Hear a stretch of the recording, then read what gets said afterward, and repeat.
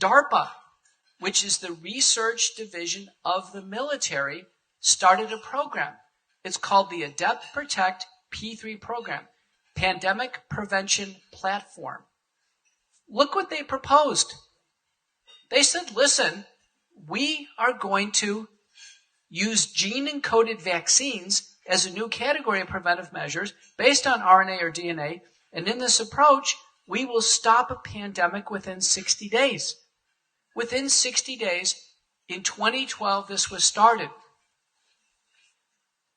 When President Trump came out and said it's Operation Warp Speed and they're going to develop vaccines, it would have been nice if he was prepped or Anthony Fauci was prepped to say, listen, we're working on this. We've been working on this since 2012.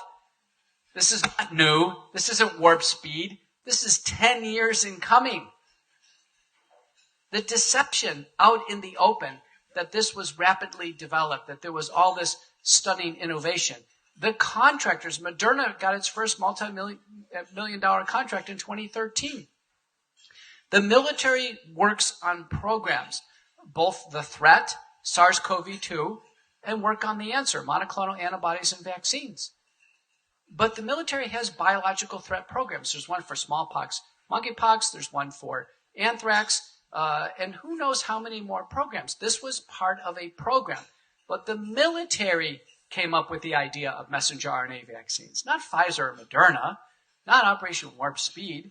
It wasn't in response to what was, came out of Wuhan, China. This is a military program. When it was announced by Health and Human Services, Alex Azar, and the Department of Defense, that's who entered into this, ushered us into the vaccine era.